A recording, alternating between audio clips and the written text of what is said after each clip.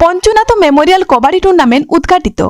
अनुगुल जिला बरपाल ब्लॉक अंतर्गत बौलीगढ़ ग्राम पंचायतर अराहाट खेल पड़िया पंचुनाथ मेमोरियल कबाड़ी टूर्णामेंट उद्घाटित हो जाइछि।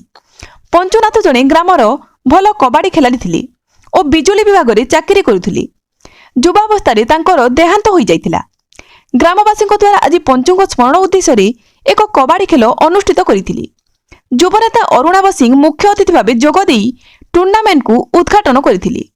सम्मानित अतिथि भाव बौलीगढ़ सरपंच रंजुलता पृष्टि, गड़संत्री सरपंच नर्मदा माझी, अवसरप्राप्त प्रधान शिक्षक जयंतगढ़ नायक सम्मानित अतिथि भाव जोग देइथिले।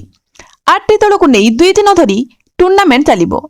अनुगुल, अराहाट, थर्माल, कुरुमिठा, एमसीएल, कणिहा, तालचेर, कुलाड दल टूर्णामेंट रे अंशग्रहण करिसंती। खेल शेष मैच रे एमसीएल आउ तालचेर मध्य एक संघर्षपूर्ण अनुष्ठित होइतिला। शेष रे 37-29 पॉइंट रे एमसीएल जीणी नेइथिले। काली सकाल 10 घटिका समय रे प्रथम semifinal match Talcher physical academy और टीटीपीएस और द्वितीय मैच एमसीएल और कुरुमिठा मध्य अनुष्ठित हेबो। अनुगुल जिल्लार प्रियव्रत सामल सुशांत कुमार सामल का रिपोर्ट, जागृत भारत न्यूज।